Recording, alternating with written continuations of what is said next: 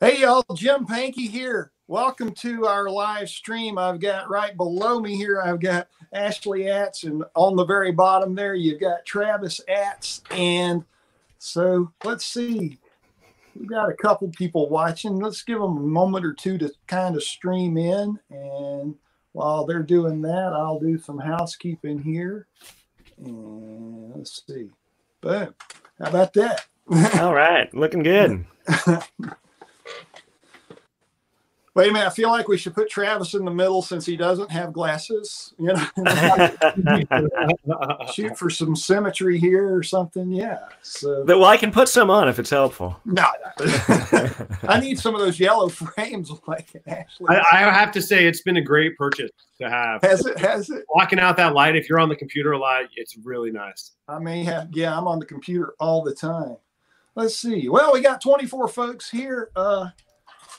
You know, I usually just do something dumb and open up with a little bit of a tune. And let me jump over here. We've already got a comment or two.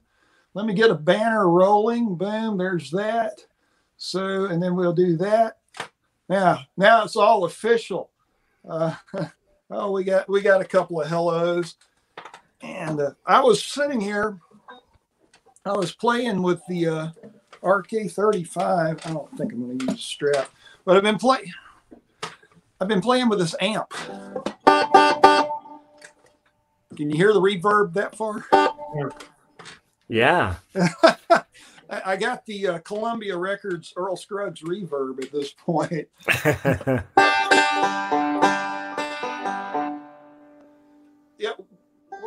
Yeah, we're already getting questions here. Watch. Boom. William Hill wants to know where he gets one of those hats. Yeah, we should have them on the website within the next 2 to 3 weeks, I would say. All right. All right. Hey, Josiah. Good to see you, man.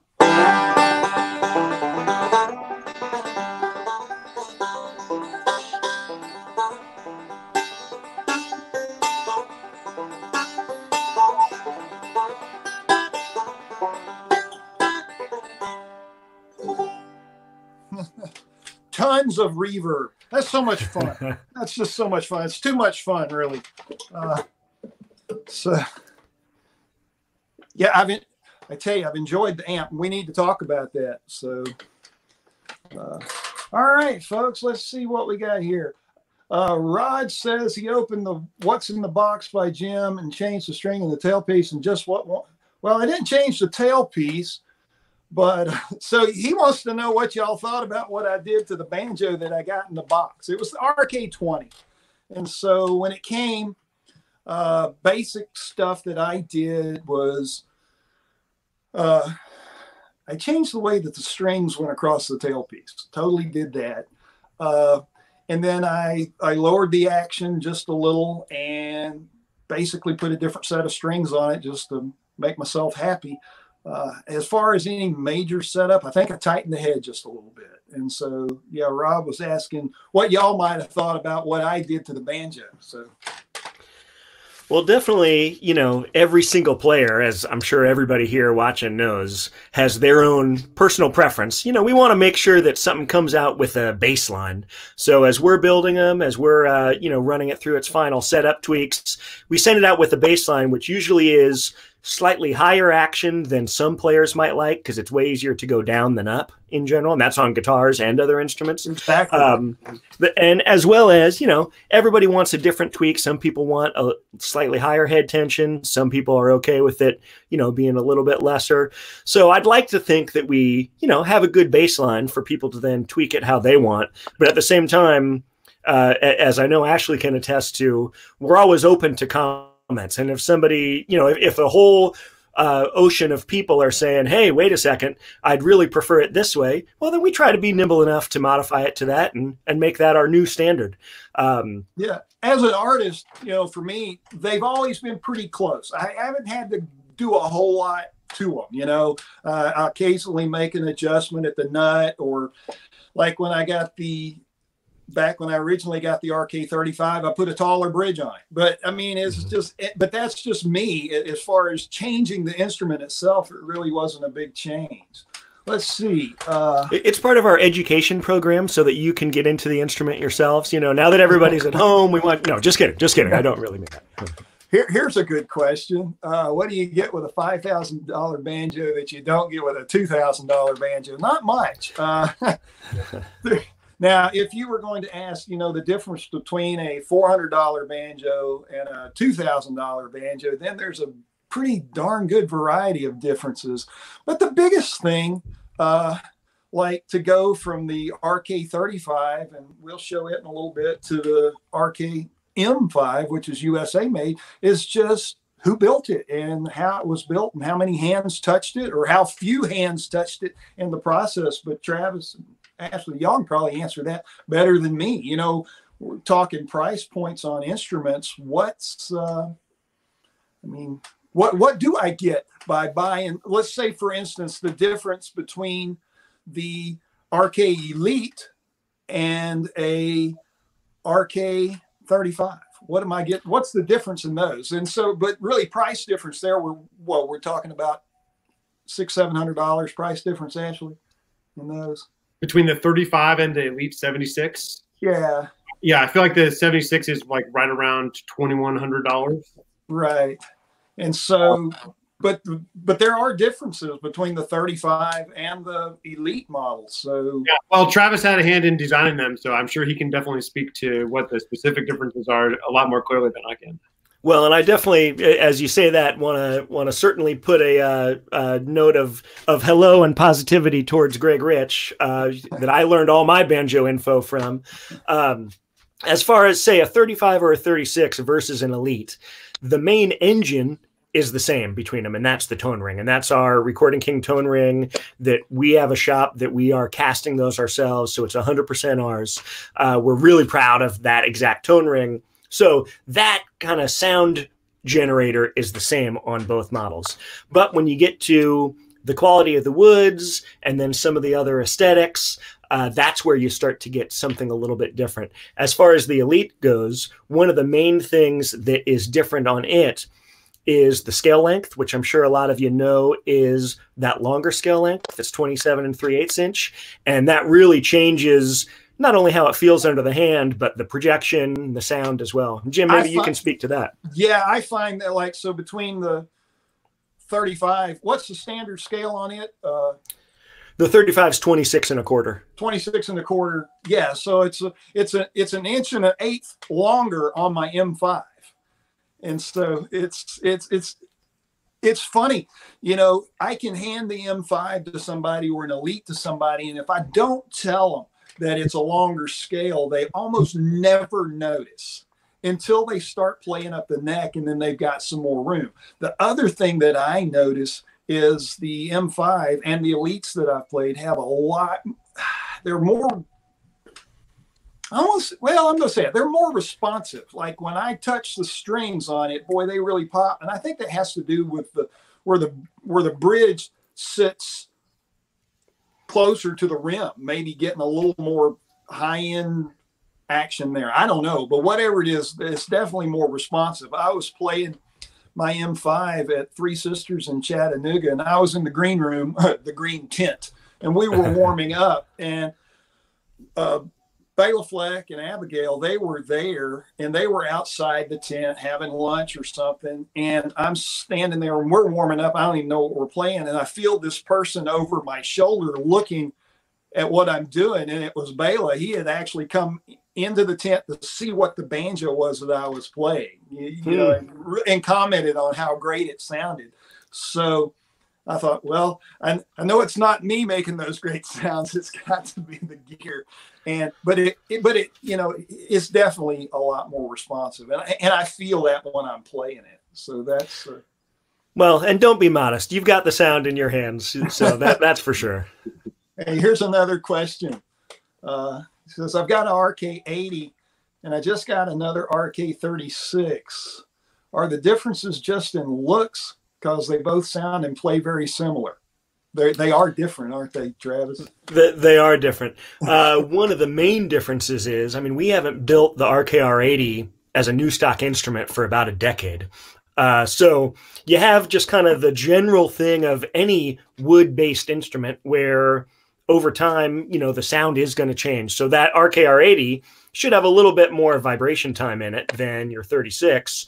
But also in, geez, it must have been 2007, 2008, somewhere right between those two. We revamped our entire production line, and some of the same hands that were working on your R80 are the same hands that were working on the 36, but some of the machinery, we made some pretty significant changes to.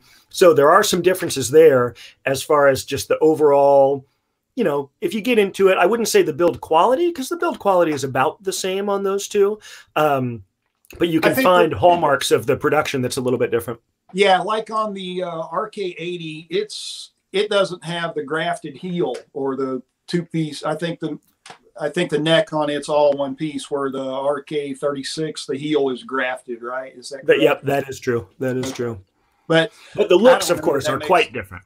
But yeah, and I don't know that grafted heel makes a lick of difference in the grand scheme of things. You know, I've been playing this 35. How long have I been playing the 35, Ashley? 4 years, 5 years, maybe longer than that. I think I got it in 2011, so going on 10 years. And all right, it's I never give it another thought. Hey, here's a different question. We'll be, you know, wide open on guitar and banjo stuff here. Very beginner player. He's currently playing a Takamine Jasmine. What would be a good arcade guitar upgrade with a focus on bluegrass? Ooh, there's some good choices there. Well, and Ashley, you want to weigh in on that one? Yeah, sure. I mean, I don't.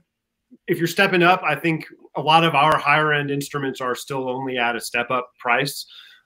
If you're interested in bluegrass, you should definitely check out the RD328, which is all solid, naturally aged Adirondack over rosewood back and sides. Definitely, it has I would say, one of the sweetest V-necks of any guitars that we have built so far. It's very, very comfortable, and for that bluegrass style player, it's been really awesome. Yeah, I can attest. I don't have one, but I've played one, and boy, really nice, really nice, really nice. The one other suggestion I would have that's a kind of midpoint price between what most of the Jasmines go for versus that 328 that Ashley brought up. We also have the RD-T16, and the T is for Torified. Yeah. So it's a Torified Adirondack spruce top, and the Dreadnought version of that model is also a really booming bluegrass sounding instrument that could be a great midpoint between those two. If you go out on YouTube and you look for the Hamilton County Ramblers, that was a band I was playing with in 2016. There are some video clips where we were playing in Ireland, and Roy Curry, our guitar player, is playing one of the Torified top guitars, and he didn't get to bring it home. The promoter that did our tour in Ireland wound up buying that guitar, so Roy came home empty-handed. So, I mean, I think he came home and actually replaced the guitar, and it was just, I mean, they're fantastic. And those, what's the street price on those? On the Torified, $529, I think is what it is. That's crazy. Yeah, that's crazy. That's a crazy price. Yeah, that's oh well. Here we go. Where can you buy a really good banjo for a really cheap price? Shop local. I'm just going to tell you, shop local. We've got a shop in the next town over. It's the only music store we've got left near me. And, you know, you can walk in and say, hey, Butch, I've been looking at this guitar and I saw it on Amazon. He'll say, well, how much was it on Amazon? And he, you know, and usually he can match or beat a price. So shop local. I bet you local shops have something. So good luck with that. Let's see. Jim, right now, whenever it's really important to support your local shops. So many of them are being willing to ship and really be as accommodating as possible for. Yeah, absolutely. It's a very hard time now for music stores to try to keep their doors open. And so anything you can do to support your local store or your favorite online store, you should definitely do that. It's not a super high margin business. You know, it's but we need more players out there. So yeah, absolutely. Hey, here's a good question. I need to know the answer to this. I think I know, but what's the cheapest banjo from Recording King? That'd be your Dirty 30s open back, right? Yeah, correct. And there are two versions of that you can find that are out there that are both equivalently priced. So definitely Dirty 30s open back is the beginning entry point. When y'all first did that one, I flew out to Hayward and we did some video.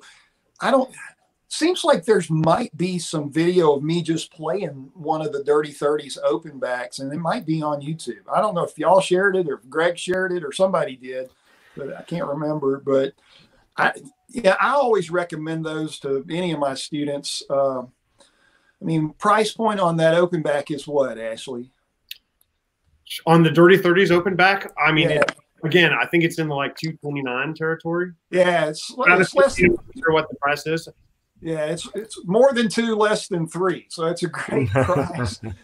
Yeah, and really, there's not much else out there that compares, at least in my opinion.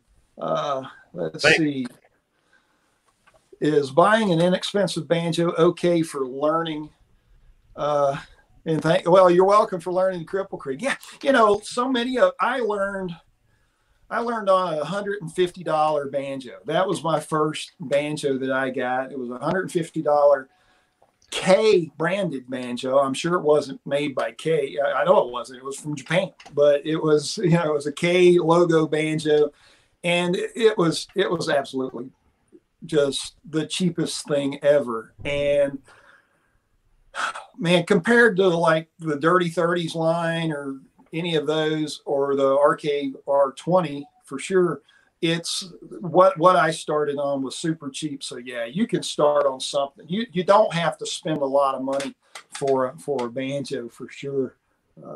Let's see. You do want something that's comfortable, because if it really is uncomfortable, which some of those banjos are out there, unfortunately, as we know, that can kind of keep you from really enjoying it as you pick it up. So make sure it's something that feels good, but as long as it feels good under your hands, yeah, you can absolutely learn. My general advice, and y'all are welcome, my general advice is, I'll ask somebody, what's your budget? What do you think you want to spend on your beginner banjo? And I tell them to take that and at least double it. If you think that you're going to spend $150, spend the $300, get a better instrument, you will, and then thank me later. Because the best thing that ever happened to me, I had that $150 K, and it was hard to play, and I played it for, I don't know, 5 or 6 months. And then I went to the same local store that I mentioned a moment ago, and my dad was working at the Harley shop right across the street. And I had walked over to the music store, and I found this banjo, and the owner of the store sent me back across the street with that banjo to show my dad. And, and I think at the time it was Alvarez Silverbell, and this would have been about 1978. So it was probably about $450 banjo, but it was such a huge step up from what I had. And it was the best thing that ever happened to my playing. I went from beginner status to more advanced in just a short amount of time, because when it felt better, it sounded better, I wanted to play it more. So definitely, yeah, don't shortchange yourself. If you've got Pimpkin, if you've got other hobbies, or if you've got a car, I bet you didn't buy the cheapest car you could find. You bought one that, that you were comfortable in. So think about that. Let's see.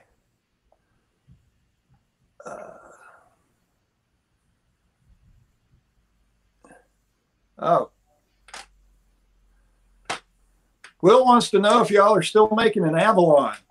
Well, great question. The Avalon, the models that we did under the Avalon kind of blanket umbrella were all one-of-a-kind custom pieces. So each one was slightly different, and they were basically art pieces that Greg Rich was shepherding along from start to finish. So he still has some ideas kicking around, some parts that might one day make it onto another Avalon, but each one was truly unique to itself. So it wasn't necessarily a production model. And I would say the same is true right now at this time. We don't have any plans to put another one out, but maybe at the end of this year or early in 2021, we might have something kind of in that realm, but nothing as a production piece.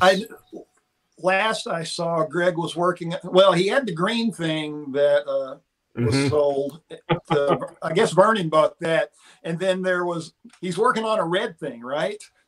Yeah, and it's another sweet piece. Yeah. Then oh man, he has so many different things, so many Florentine fretboards and all sorts of stuff that he's just really loving going to town on as unique pieces. Well, and I guess having him isolated has been nice for y'all.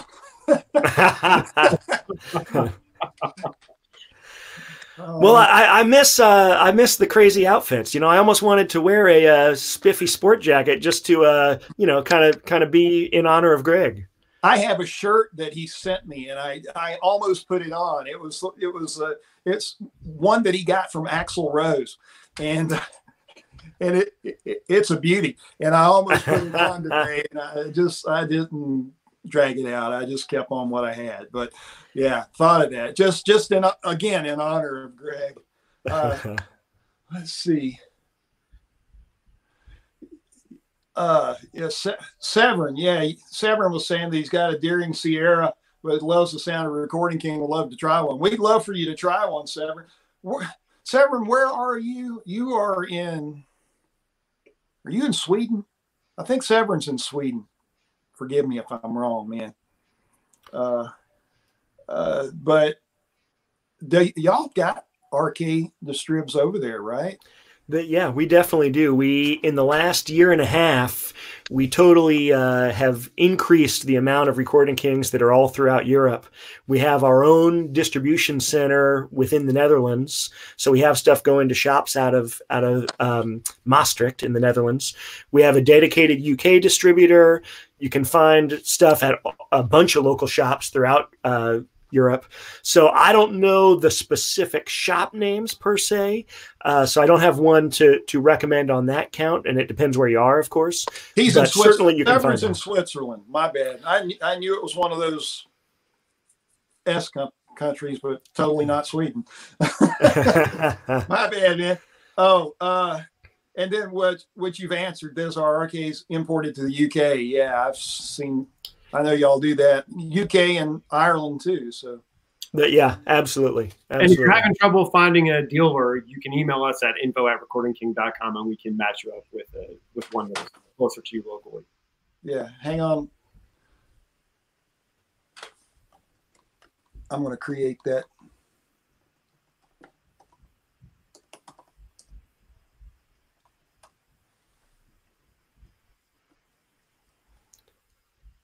Let's see if that works. There it is. You can get more information. Let's see. Back to our comments. Somebody asked about the RK banjos. They start in the $200 price range and go to about what? As much as you want to. Yeah, essentially you're running from. But yeah, if we exclude the customs, still we're looking at mid 200 to mid 2000s. Right. So basically about that price range overall. And once again, it just depends on what type of thing you're looking for and what level of instrument as far as specs and everything that you want. So somewhere from $250 to $2,500 depending. Right. Yeah. David Hawes wants to know if he should scrap his Deering or move to an RK. Well, never scrap an instrument. Never scrap an instrument, no matter what. Somebody can play that instrument who's going to love it, even if it's not the one for you. And, I always say, go ahead, Jim.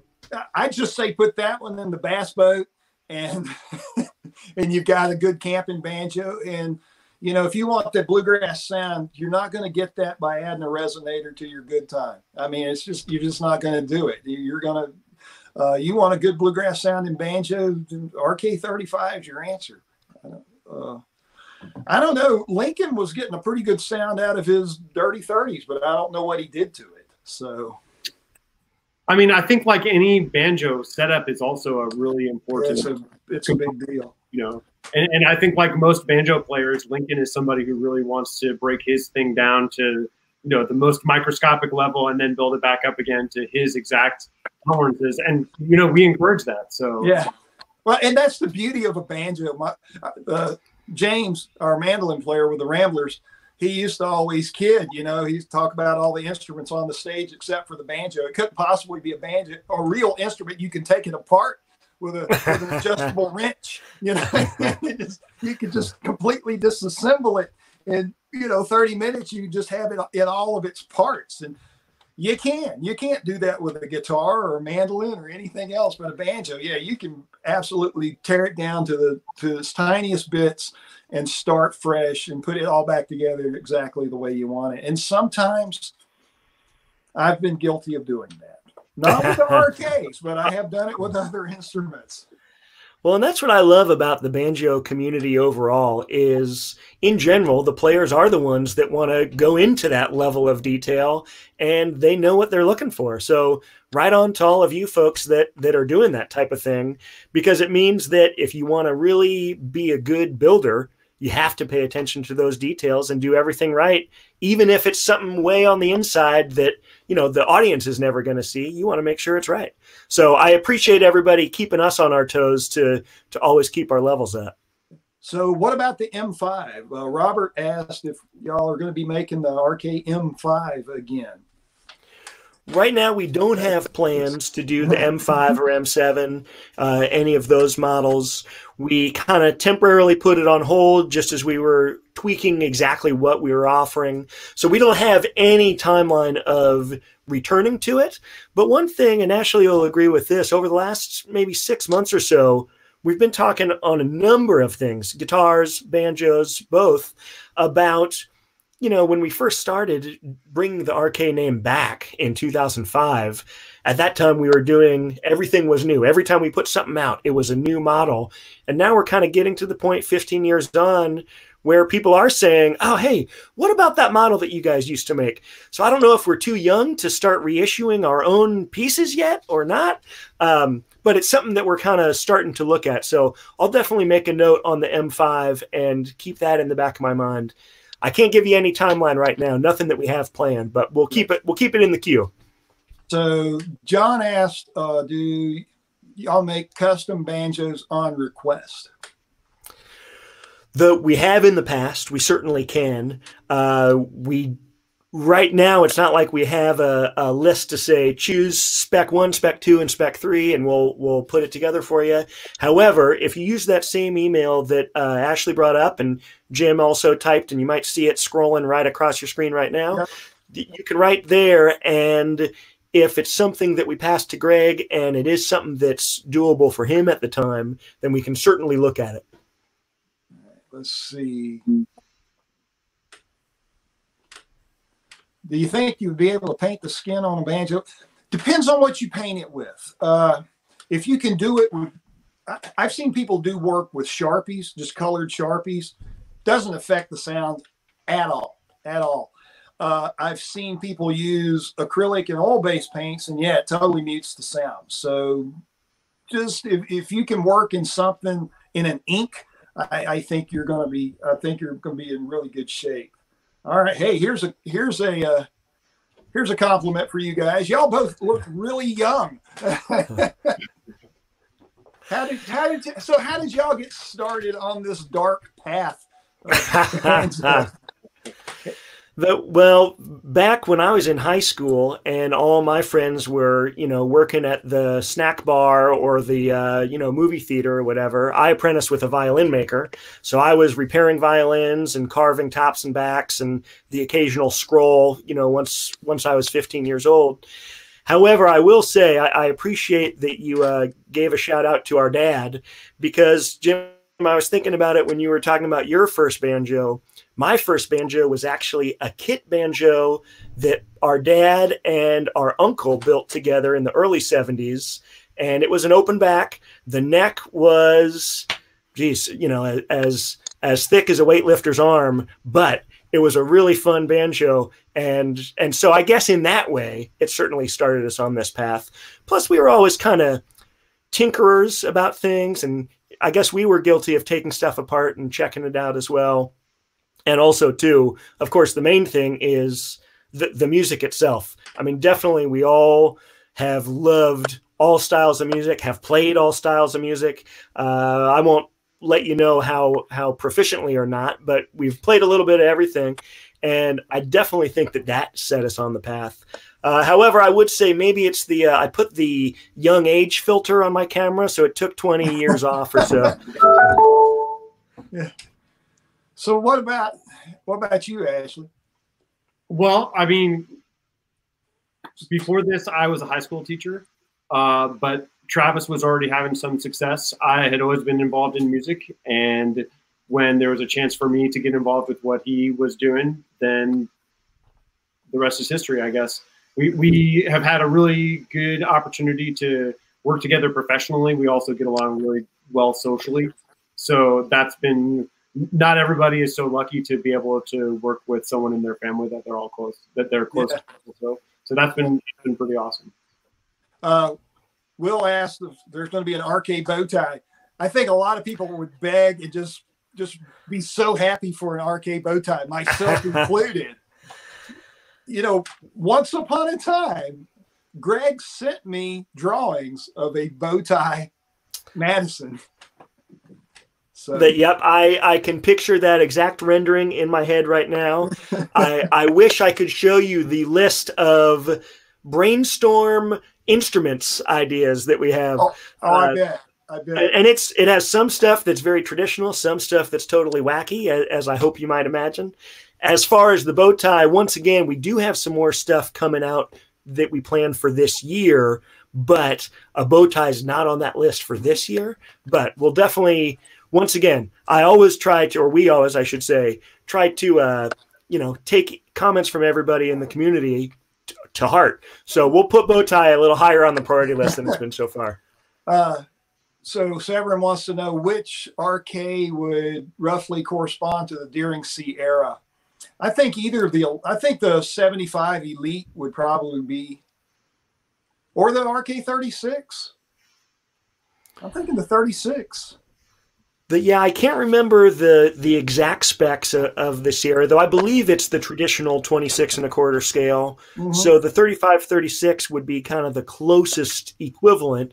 Of course, there are differences, and I'm not as familiar with Deering's in-depth specs as I am with our own. So I defer to you, Jim, on that one. Yeah, the Michael, as far as getting a good three finger sound from an open back, it's hard to do. You're going to have to pick harder. Your attack's going to have to change. I've done it, and I've struggled. And I'm telling you, you're just going to be happier with a resonator banjo. Oh, here's a cool one. Banjo Boomer says he watched the Ballad of Buster Scruggs, and he saw that one of the guitars featured. What guitar was that, and is it still available? Yeah, it's still available. It's the Series 7 Single O. It's in sunburst, but the one I believe that's in the movie is black matte finish. Right.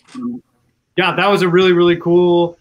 I think we kind of, I wish we could say we had something to do with that, but we really didn't. It just kind of came as a total surprise to us when we first saw that movie preview. And so we kind of felt like it was a pretty much proof of concept. If Coen Brothers are choosing your guitar to fit that exact cowboy style, then on I think you did something right. Exactly. So that was really a good reinforcement of the direction that we've been going for the past couple of years. Well, and to Banjo Boomer, I'd say I'm taking it as a sign you need an arcade too. Yeah, no kidding. Hey, where are the arcade banjos made? Well, it depends on the model. Some of the custom pieces that we've talked about, the Avalon, the M5, all of those are made in the U.S. We have a shop in Shanghai where the majority of the line is made, and so most of it's coming out of Shanghai. However, we are the owner of the workshop itself, and then the machine shop that we have to do the metal parts is our own spot too. So the kind of a mix, once again, some in the U.S., some out of Shanghai. However, the pieces that come to the US from Shanghai, most of them, not every single line, but most of them are still getting a full in-depth US setup. So in every piece, you know, we also have a team that's there doing very specific stuff that we're instructing. And so overall, people have been pretty pleased with what they have in their hands. Let's see.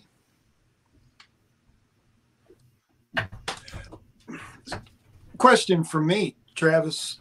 How is COVID affecting production?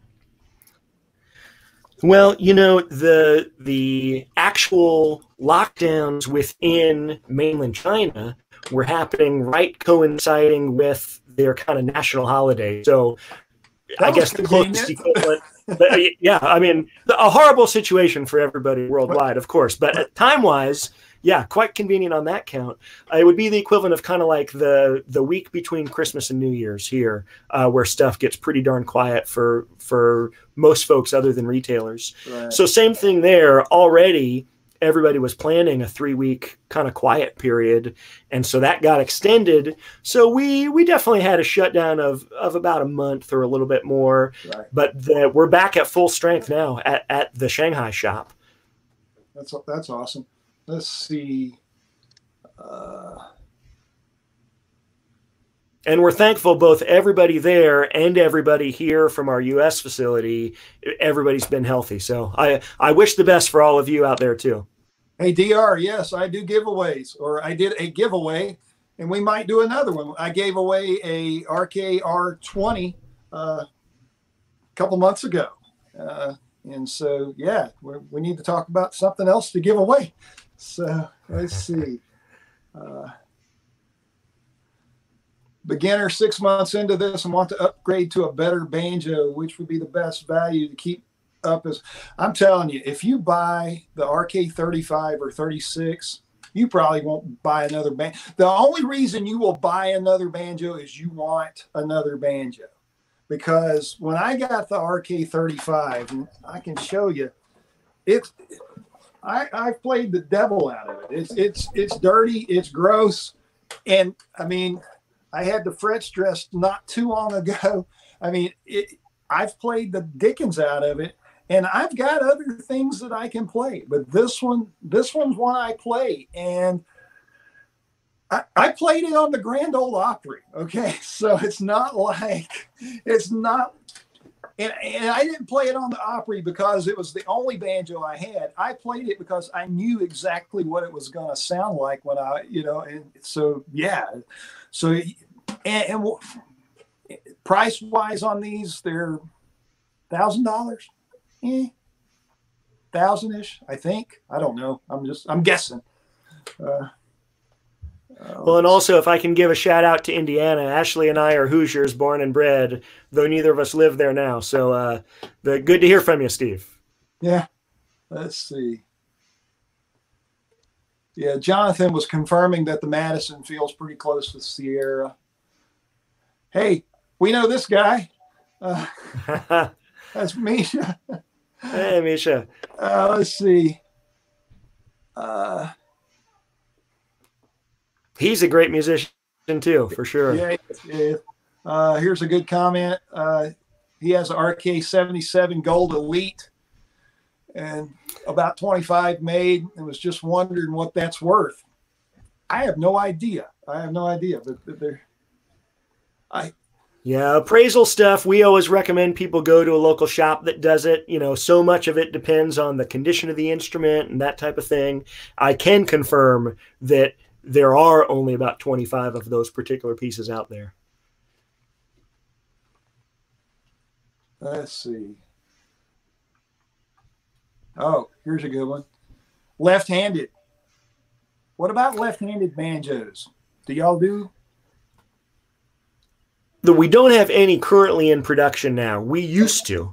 Okay. We had an RKR80 left-handed, and you can still find some of those kicking around here and there. We don't have anything we're producing now. In the UK, I don't know offhand how many of the lefties would have made it there in the time period when we were producing them. So I'd recommend just kind of poking about on the web would be your best bet for the time being, unfortunately. Yeah. Misha has confirmed price on the RK35, $9.99. All right, thanks, Misha. Let's see. Are you getting serenaded? What's going on over there? I think there's some alphabet singing going on outside of my door here. That's perfect. I didn't know if that might have been James, or I didn't know. Let's see. Tommy Ellis loves his Elite 76. Are there any upgrades, bridge, etc., that would really have much of an effect? I change a bridge on just about everything. So on my, when I got my 35, I put just a Randy Stockwell Moon bridge, but mostly because it was higher. But on the on my M5, I put one of Gary Soesby's bridges on there, and just, I don't know, just my thing with bridges and stuff like that, just try them, figure out if you like what's on there, that's great. If it sounds good the way it is, I don't monkey with stuff. If it sounds okay, I generally don't mess with it. But when I got the M5, Mark Bramlett down at banjo.com at the time, he says, man, let's try this bridge on there. Just see what you think. And so we tried a couple of bridges, and it's like, okay, that's definite improvement. We're going to go with that. But, I still have the old bridge, and, and I put it back on from time to time, and it sounds good too. It's just different. So, all right. I got out all my toys. As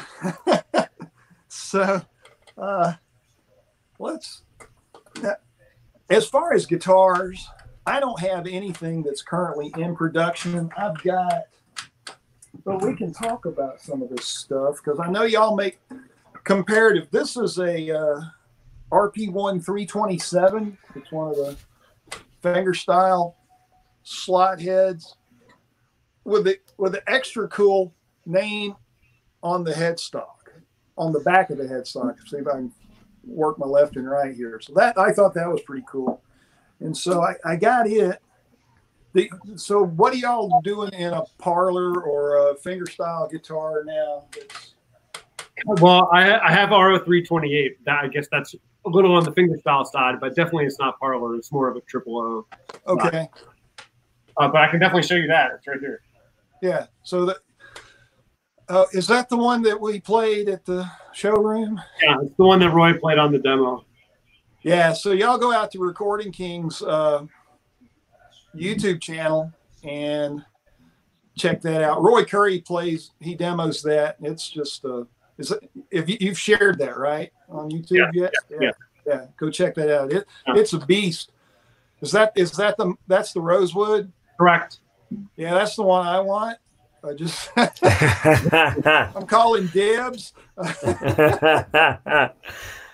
Well, one good thing about instruments, there's very few people who have only one.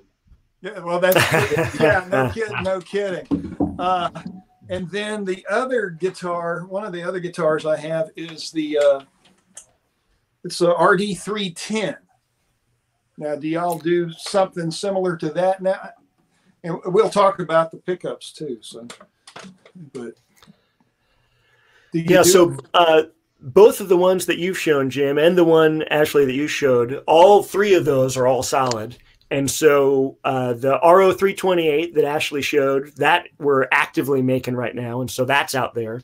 We also do a mahogany back and side version of that triple O and Dreadnought as the RO318 or RD318. So those are out there.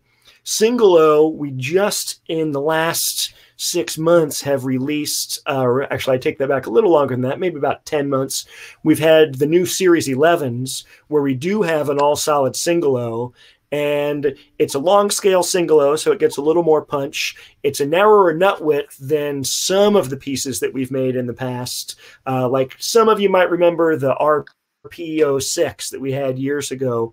that had a really wide 1 13/16 inch nut width. And that really is almost, it's not quite to classical nut width, but pretty close. Pretty wide, so that really is a finger style Munster. Yeah. This Series 11 that we have, it's narrower than that. It's equivalent to what most modern dreadnoughts are, but sonically it still is a really sweet little finger picking style instrument. Was talking, well, asking me, we were talking about the Dirty 30s open back. What about the one with the resonator? I'm telling you that resonator Dirty 30s is just, it's great. Lincoln Hensley on tour with him to the UK, I believe. Or and used it on tour. I mean, they are solid. I've got students here locally that have them, and just based on me saying, get that. And I love them. I think they're great. The sound is good. They're loud. They project. They feel like a banjo. They've got normal banjo parts, which is really nice. Thank you for putting normal parts on them. I'm telling you. Well, and hey, Jim, some of your requests made it into our design of that model. So thank you, too. Well, good. Somebody listen to me. I'm going to put that on the calendar and show my wife. Let's see. Do you see or hear a significant difference in the sound between different woods? Most of the rims are all maple. Y'all just do a maple rim, right? Or maple or birch, or is everything maple? Well, as far as the steam bent ones that are the higher end, that's all maple. So starting with the OT25, which is the old time scooped fretboard open back, that's a 2-ply maple. And, the actual thicknesses of maple when they first start out are a good 10 millimeters. I mean, they're, more than a 1/4 inch thick. However, on the Dirty 30s, that's a multi-ply rim where it's almost more like a drum shell. And so that's a group of different thinner layers. However, for the more master tone style ones where you have a 3-ply maple rim, like the 35, 36 Elites, that's all maple for sure. Right. And as far as, but now if we want to talk tone differences between like between the 35 and the 36, between a maple and a mahogany banjo, there is some difference. Again, you can affect that with setup. I tend to play, I gravitate toward maple banjos, not because of the sound, but because of the look. I'm just absolutely that shallow. And I just like how they look. And then I adjust my setup to get the tone I want. Some people say that mahogany is warmer, and some people say that maple is brighter, and then walnut's somewhere in the middle. And that's probably true.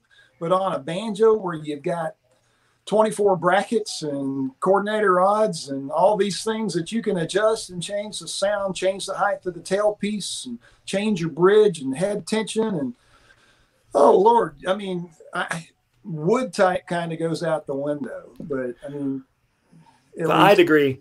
And especially if you look at the resonator, the back of the instrument, those are all made from multiple thicknesses of wood. The inside might be a different wood than what the exterior is. Mm-hmm. So a walnut resonator versus a maple resonator versus a, mahogany resonator, that aspect isn't going to make a difference. That's just a reflective. It's all just one little thin veneer is all we're seeing there. And the rest of it is some sort of mystery wood.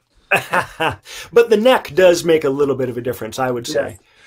I've never done a neck change on my Recording Kings, but back when I was playing Neckville quite a bit, I got the needing a fret job really bad, and I was at Smoky Mountain Banjo Academy that Jack Hatfield put on. I was just up there hanging out, and Tom was there with banjo, and I was showing him mine. I said, "Man, I'm gonna have to get a fret job." And he says, why don't we just trade necks? I'll take that neck. You can have this neck. And I'm thinking, well, how much money? And, so we changed some money. And so I went from a mahogany neck to a walnut neck on that banjo. And the sound difference was because I didn't change, the pot at all. All we did was plug that Neckville neck onto that banjo. And the sound was just immensely different. So it does make a difference. And then I wound up adjusting the setup to make it sound like I wanted. So, Will a wooden armrest work on the 35 or 36? Absolutely. Trevor Holder is another arcade player. He has a nickel allergy, and so he would get these nickel rash on his arm, and so he replaced his armrest with a wooden armrest, and it solves the problem. Yeah, that fit right on there. So that's let's see. Yeah. So Makahita is saying that those were the only two options at Guitar Center there in Nashville. Yeah, that's probably right. The two guitars that you had, or are we talking about banjos? I don't know. All right. Other thing. Well, there's this.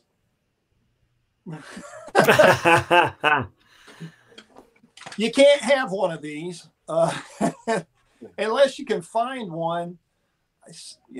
Unless there's a Guitar Center with one hanging up somewhere. But this is many more out there. This has been too much fun. I have to tell you, I've had so much fun with this, and it gets lots of comments. So I know it's not available, but I had to bring it out. And while you have it, you mind showing the back of the neck too, because that was a tricky one for us to do right. So it's kind of fun. Check this out, folks. I mean, it's absolutely.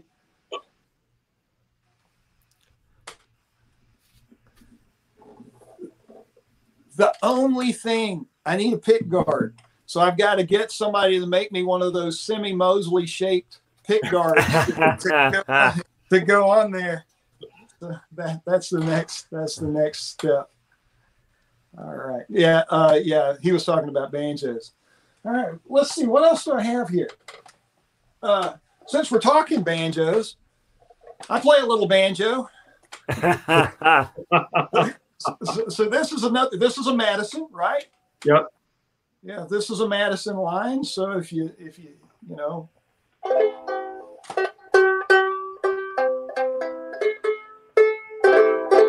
this is brand new.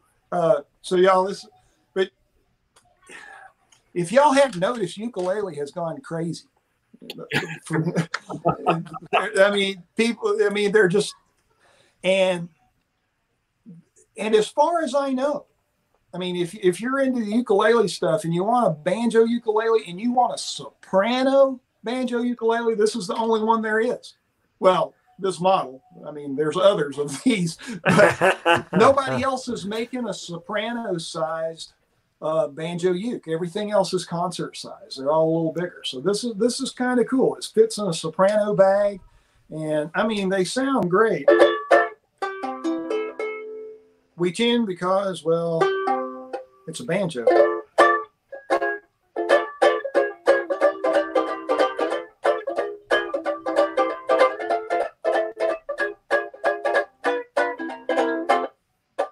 So there you go. Well, and we've been blown away over the last few years. We travel to all sorts of different instrument shows, whether the big industry ones like NAMM or, of course, smaller festivals too. And doesn't matter what other instruments you have on the table, if that banjo uke is there, that gets more interest than any other instrument. We could have, worked as hard as we can on some super cool custom random piece, and yet you'll still have 10-to-1 people coming up saying, "Oh, what is that little thing?"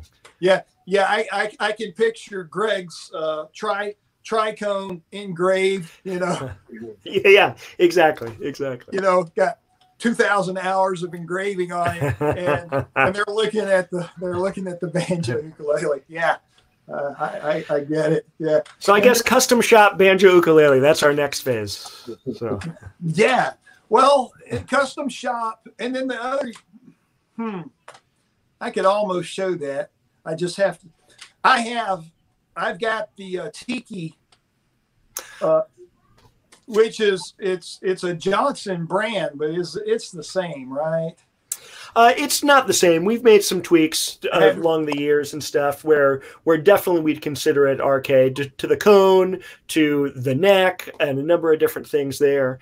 Okay. But it is still, that one is absolutely hand engraved by Greg. Yeah. You got a unique one there. That is the only custom shop resonator ukulele we've got. I'm still waiting on Greg to send me a palm rest for it.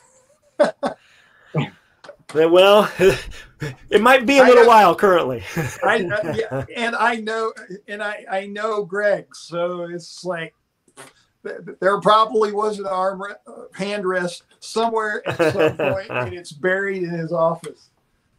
And then there's this. Oh, I didn't know you had that too. I've got all kind of stuff, Travis. Greg sent me this too. So that's awesome. I didn't know that. That's great. Yeah, and these were made for Guitar Center, right? We had a trio of instruments that was you didn't have to buy them as a set, but they were intended as a set in production, and they were all kind of Century of Progress style, and the ukulele was one of them, yeah. Oh, here's a friend of mine from Ireland. This is Yvette. She says, great to see you. I remember you teaching me banjo at Bluegrass Camp Ireland. Yvette, I remember you. It's good to see you. Thanks for dropping in. Let's see. Yeah, Macavita wants to know why ukuleles are so popular. Man, I wish I knew. Over the past 2 years, I have done more ukulele workshops and classes than I have done banjo workshops and classes. I was supposed to be teaching a ukulele class this week at John C. Campbell Folk School, and due to shelter in place, I'm at home. But yeah, I've done a lot with ukulele. And the funny thing about it was when I was a kid, I always got the flyer from Elderly and the one from Mandolin Brothers. And I can't remember if it was Elderly or Mandolin Brothers, but, they both sent out the little newspaper flyer, about, 8.5 by 11 flyer. It was newsprint. And I don't remember if it was Elderly or Mandolin Brothers, but they always had the little ukulele section, and they always talked about it's going to be the next big thing. Ukulele is going to be the next big thing, and that was 40 years ago.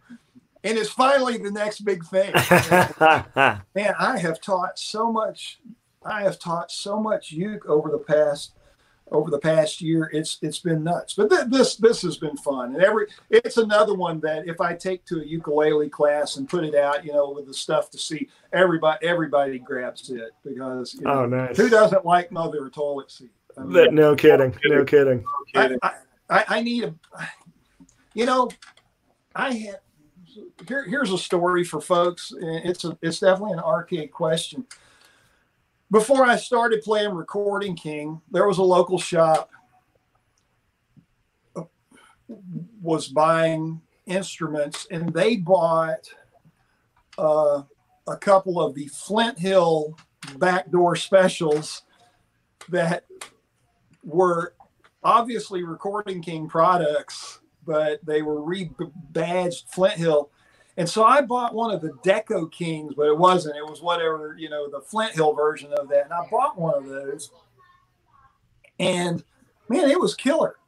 And I had emailed Greg, and I said, man, if the Recording King line is this or better, then I know that I can feel comfortable pushing this line to students, to anybody that's looking, because at the time there was nothing on the market that I really wanted to recommend. I hadn't had an opportunity to play the Recording King stuff. I wasn't going to recommend anything else that was available at the time, and there was nothing in that price range. And so I wound up with that Flint Hill, which, man, somebody wants to Google that. You can find out more than you ever want to know about that whole story. But that's what got me interested in Recording King. And then I met Greg. I took that banjo with me to Spigma that year, and that would have been 2010, early 2011. It was early 2011, and I took it and was talking to Greg, and that's when he started showing me the 35 and the RK75, and man, I'm glad I bought that little banjo. I really am, because I wish I still had it, because it had the Mother toilet seat back and the headstock, but man, that got me that got me to playing these RKs, and that's been the best thing. Let's see. Here's a question. Anything planned beyond the RK OT25 in the open back series? Later this year, the answer is yes. However, really? I can't go into too much more detail right now because even some of our own folks at Recording King don't know all of it yet, and so I don't want to give the inside scoop out before I really should. But we do plan to have an upgrade to the OT25 well before the end of this year. Wow. Well, now you heard it here first. Scoop right here. Oh, that's cool. And that's great to hear. That's great to hear. All right. Let's see. Ashley, you got anything you want to show us? Well, I showed you the RO328. I also wanted to show you guys. Here, let me do this. There you go. Great. The Maxwell Resonator. Sorry, it's a little. I have some lights shining on me that make it a little reflective here. We have spent a ton of time over the past 2 years getting really, really deep into resonators. We've always built a number of different ones, but I would say the level of what we're building now is really, really awesome. It's doing a similar thing for the resonator world, what our banjos are doing in the banjo world, I would say. So if you have not played one, definitely roll through your store or think about picking one up because the price is affordable. This one is the Maxwell, but there are some others. I'm sure, Travis, you can talk about them as well. Rattlesnake is also an amazing little tiny resonator. But it's been really, really fun to hear the different ways that people are using them, both traditionally, like the Phil Ledbetter signature, or in a little bit more of a non-traditional way as well. So, yeah, resonators, I think that's going to be something, maybe won't overtake ukuleles, but yeah, it could be the next big thing. You just have to keep saying it. It's going to be the next big thing.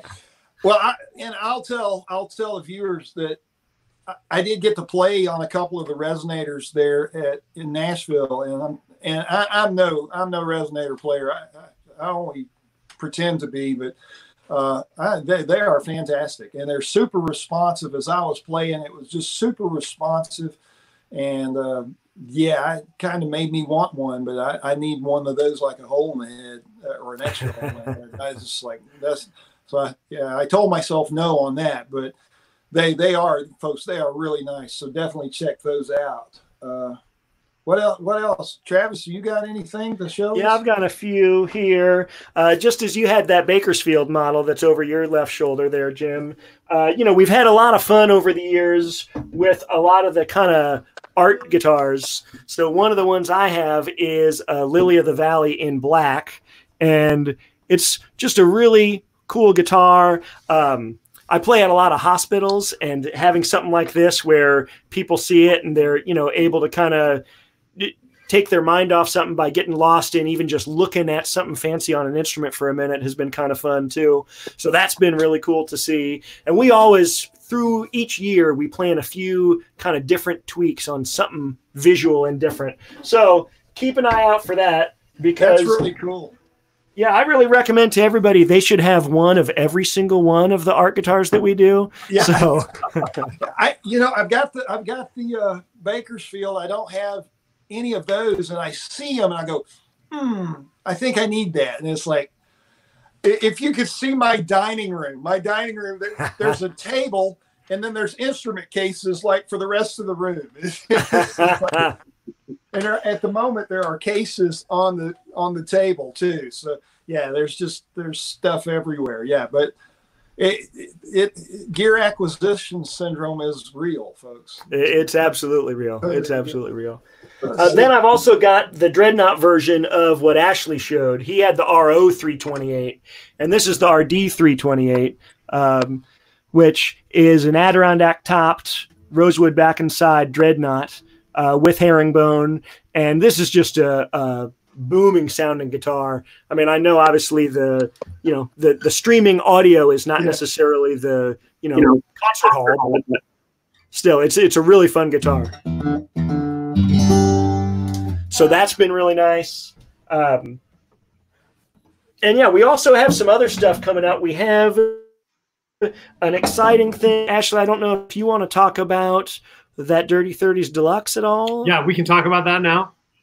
Yeah, please do. I don't have one with me, unfortunately, but if you're interested, we in it, built this. When we were doing the Dirty 30s series, we had a lot of requests to kind of what would be the next gradation spec-wise, I guess. And so what we're about to release within the next 2 weeks, I would say, is the Dirty 30s Deluxe, which is basically an all-solid version of some of our Dirty 30s models. So that would be the Dreadnought, the Triple O, and the Single O. So if you are looking for a value-packed Single O, kind of as we were referring to before, you might want to check out this 3030s Deluxe. Manuel, the good intermediate semi-pro resonator banjo from RK. Yeah, get the RK 35 or 36 line. That's the last one you'll need to buy. You'll want more. Let's see. Price range on that, $1,000, $9.99 street price, US dollars. And for the resonator, if you're looking for a bluegrass style resonator, that Maxwell that Ashley held up, the RR36S is the square neck version. If that's what Manuel was looking for, both the resonator and the banjo. Yeah. Gospel model banjo. You know, I know Saga did this gospel themed guitar at one point, but I guess that would be more of a custom line. As far we did a gospel themed guitar also.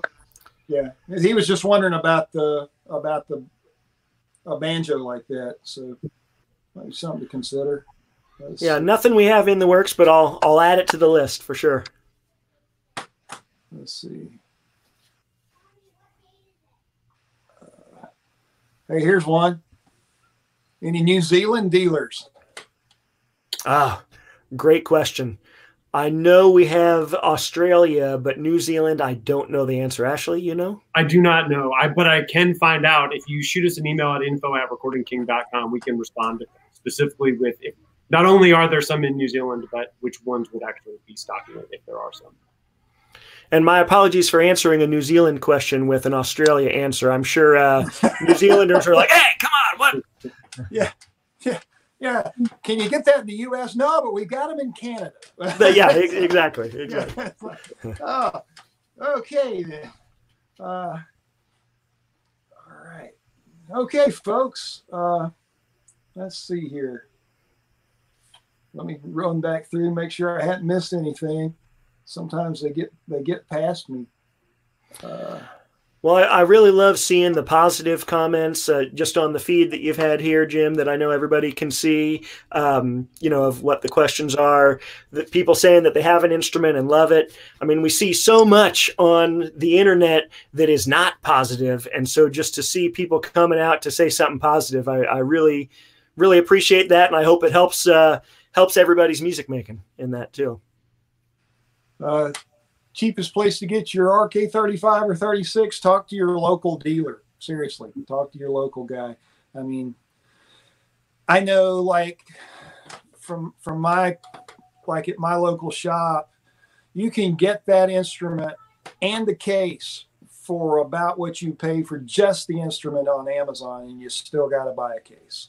That's just the local shop here. So, and I bet that's true just about everywhere. All right, folks. Well, we've been at this an hour and 8 minutes. Can you believe it? It's went by really quick. Let's see. Maybe I'll play something. All right. Oh, we didn't show them this. Hang on. We're going to go rogue here. We're going to move. We're going to move the camera. Oh, no.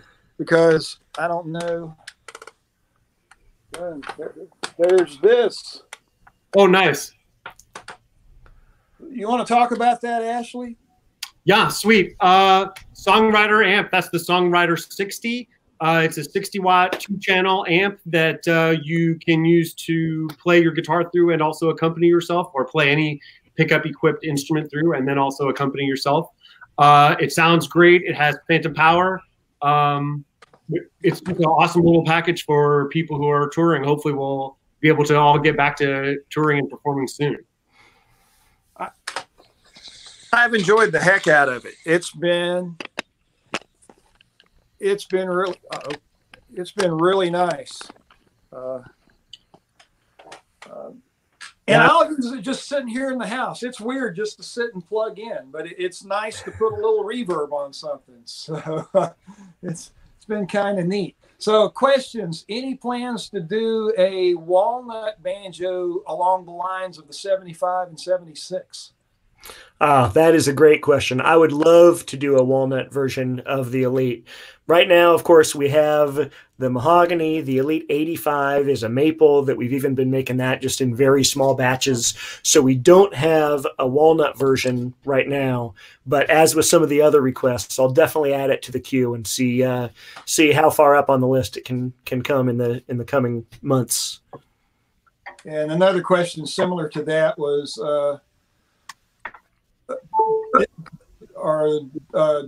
shoot. Obviously, I went to school in Georgia. Have you guys looked into making any more different options of the Elite series? He bought a RK75 and been looking at the Flame Maple one as well. Yeah, I've got a student right now that's wanting a Flame Maple, wanting one of the Maple Elites, and there's a waiting list. So, yeah, we've only been making those very small batch type of stuff.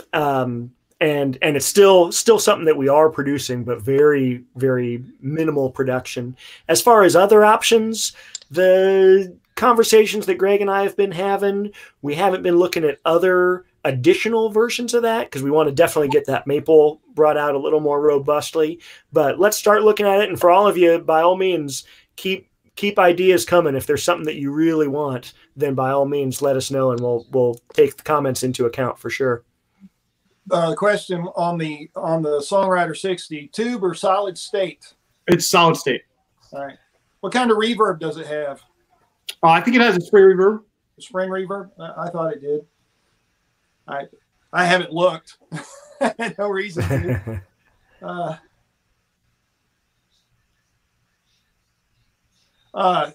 Leon, absolutely. The build quality on their guitars is amazing.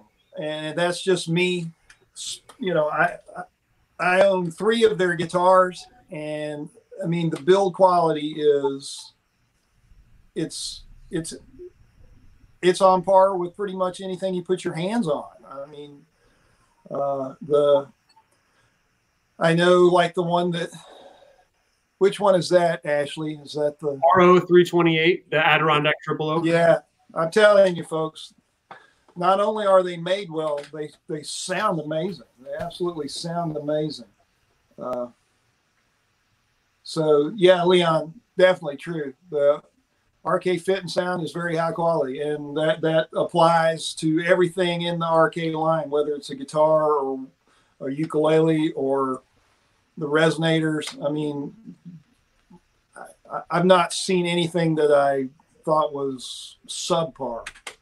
At all. Well, and Leon, to hear that comment from a fellow builder means a lot. So thanks very much for your kind words. All right, let's see. Oh, Cohen Klein's birthday. Happy birthday, Cohen. Hey, here. Happy birthday. Will has an RK 327. So he's got the RD 327. Yeah. So the torch headstock. That's a really fun one too. It's a good guitar. I've played that one. I've played that one. So, all right. Let's see. As I'm scrolling, looks like I'm looking over here because I am. Let's see. Paul's going through my 10-lesson series. Keep picking, man. You'll get it. It really is that simple. You just have to do it every day. Let's see. Yeah, I think uh-oh, there was a new one there. All right. Okay, folks. Any last regrets? I mean, last words? I mean, Jim, we really appreciate you, man. You are certainly one of the most engaging banjo instructors out there, and you have turned a lot of people on to music, and that is a goal that we have also. And so it's been really wonderful to be able to partner with you. So thank you for all that you've done to help put our stuff in the hands of other people as well. Well, I tell you, relationships work both ways, and people ask me all the time, why Recording King? And I usually start, relationships work both ways. Recording King, y'all have been great to me. I mean, when I've needed stuff, when I've wanted to know things, just the support that y'all give back to me and the other artists that y'all have on your roster. I mean, y'all got a lot of people now. Who all is playing? Who are your banjo? Y'all, I didn't really quite introduce Ashley well enough. So if you've stuck around this long, Ashley is the artist and relations guy there at Recording King. So he would know this. So banjo artists that you've got? Yeah, so we have been doing a lot with open back players and clawhammer players recently. Cool. So I guess some of the also a younger generation seems to be embracing bluegrass as well, which is amazing. So on the bluegrass side, I would definitely check out Lincoln. He is doing some pretty cool stuff. He plays with the Price Sisters. Lincoln Hensley, dude, and a great player. On the open back side, please check out this guy named Ramblin' John and Stephen Arms. Both of those guys are true classic clawhammer players that are totally awesome. I'm just trying to think of who else I might throw in there. Jaylee Roberts, also, although she's not a banjo player, she can probably play banjo, but she plays guitar. Jaylee plays a little bit of everything, yeah. But she's absolutely great, and we're really stoked to be working with her as well. So, I think the first time I met Jaylee, she was playing a cup. Just saying. Let's see. Yeah, I mean, there's a lot. I mean, there are actual brand name players playing Recording King, So if anybody, if you doubt it, then you don't have to look much further than Carl Jackson, I guess. So. Yeah, thanks. I mean, we made a signature with Sonny. Yeah, Sonny Osborne. So, yeah, I had a question about that today. Somebody had sent me a question. Let me see if I can grab those real quick. There were a couple of questions that came across my community page. So 1 second. Hate to miss those. All right, maybe I can do it this way.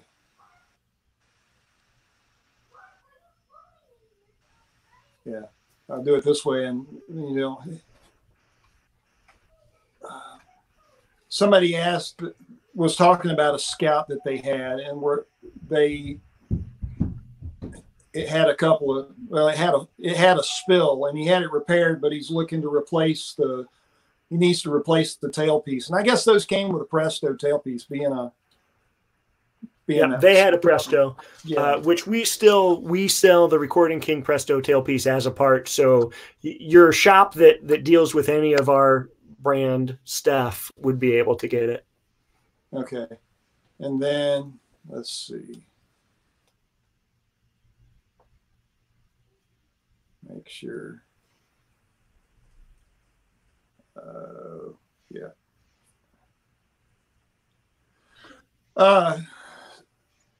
Stage Life says, I moved across the country from Las Vegas to Tennessee, and my Recording King has developed a light buzz on string 4. Any suggestions? Well, I'll tell you what's happened.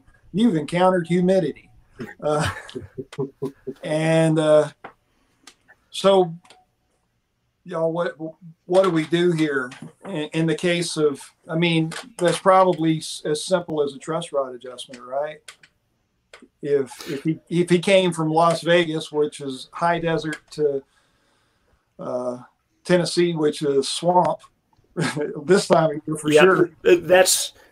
That's the most likely culprit, and certainly the initial thing you want to check out.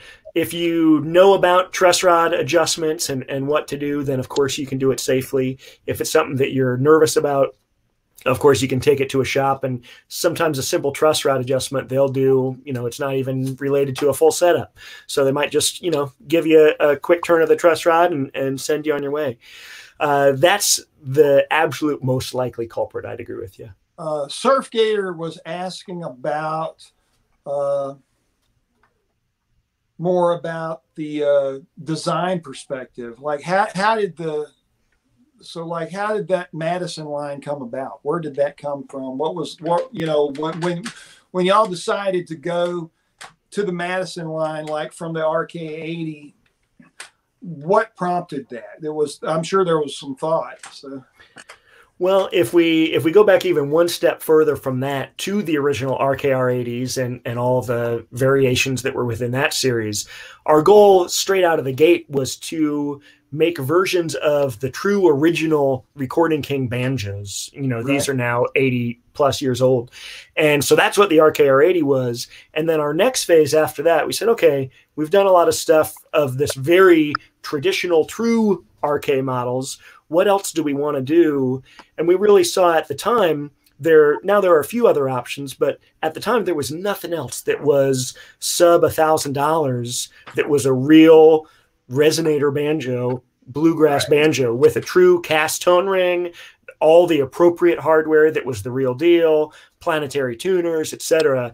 And so we wanted to make something that was essentially pro-friendly, like you said, Jim, you played it on the Opry stage, this exact same instrument, but at the same time, you weren't going to have to, call up somebody that knew Earl Scruggs 30 years ago just to be able to find the instrument, and pay the cost that those things are going for, which is, a totally different world. Yeah. So our goal was to make something stripped down in aesthetic, but still beefed up in parts and quality. And that's really how the Madison came about. Well, and the thing it's got the Coke bottle headstock. It's got that headstock. I mean, this essentially looks like an RB1, like the Gibson RB1 is what this looks like. It's got the seagull inlays and the Coke bottle headstock, except it's maple and it's got a tone ring, which is most what everybody does to the RB1. They cut the rim and put a tone ring in it. So, yeah. And he was asking any aftermarket setup recommendations. Man, just find stuff you like. One of the things that a lot of people I saw when this banjo came out, everybody complained about the tuning keys. Well, you need to upgrade those. But, I found them to be okay. And, people talk about that. Somebody had asked on the, and then, as far as bridges and strings, man, that's such a personal preference. That's going to be hard. Somebody had another question here. Oh, there's your question. Have you ever tried ebony nuts? Did y'all ever try anything? On banjo, we have not tried ebony nuts, but certainly since the top layer of the bridge, that saddle section is ebony, especially too, if you look at all violin family instruments, it's not something that we've done, but now that you've planted that seed, I'm curious, once we get back in the shop here in full force, I want to shape one down and give it a listen. So, Leon, if you have anything that you found of what that ebony nut sounds like, by all means, drop us a line. Well, I have to post this just to call him out because he did this to me, or I did this to him. So in Eli's last stream, it was just we were talking about different things, and I said, "Do you play anything in E?" So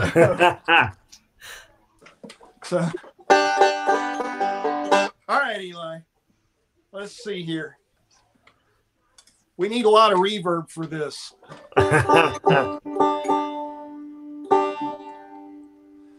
Key of E, no retuning. So.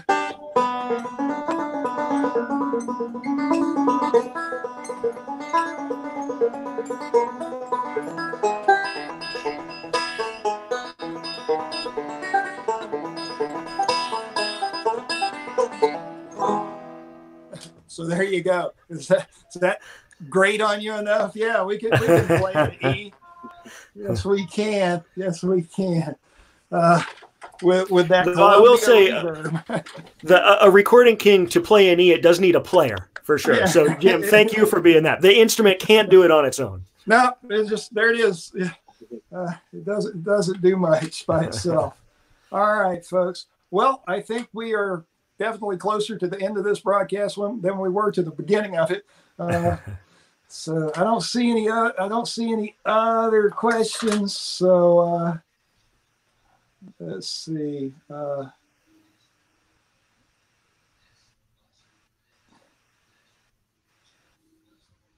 No. All right, y'all. Well, I'm about to hit the big button. And thanks, Eli. Yeah, Eli says bravo. Y'all check out Eli's channel if you get a chance. Eli Gilbert, he's got some great lessons out there, and I mean, the man can pick. If y'all hadn't checked him out, the man can pick. That's a fact. All right, y'all. Hang on. Oh, there you go. Can I order a replacement neck for an Osborne Scout? I don't know who you would order that from, but. Yeah, we're not currently making that exact neck, and since most of our stuff is production piece rather than, you know, a custom thing, it's not something that we tool up for. However, I'm sure there are a bunch of folks that would make you a custom neck. You also could contact that same email that's scrolling at the bottom if you're interested in looking at a neck that might not be an exact replica of that, but something that would fit. That's potentially an option too. So I'd recommend going one of those two routes. Yeah. All right. Y'all check out Recording King on Instagram. You can go follow them at Recording King Official and follow them there. There's a YouTube channel. Ashley, where else can we find you? RecordingKing.com, on Facebook also as Recording King. So yeah, please stop by. That's where we keep our content the most frequently updated. Tons of stuff. I do know that Instagram gets updated a couple, 3 times a day, it seems like, or more. Well, yeah, and some of those videos are featuring you, man. Oh, yeah. Yeah. But Ashley likes to call me up and hand me instruments that I don't play and say, here, demo this. Give me a minute to learn how to play this instrument. Yeah. Yeah, boy. Well, now he knows you can call out the key, too. Yeah, exactly. E. Yeah, exactly. Darn it. Yeah, it's just that's the way that goes. Yeah, I've outed myself a couple of different ways. Tenor, banjo, key of E, ukulele. It's like Ninja Warrior for instruments. That's right. That's a Survivor, banjo Survivor. All right, y'all. Hey, thank y'all for coming. Yeah, thanks so much for having us. This has been a blast, and looks like we've come to the end. So I'm gonna hit the button. Y'all hang around a second. I'll hit the end, and we can debrief. Thanks, everybody. All right, let's see y'all. Okay.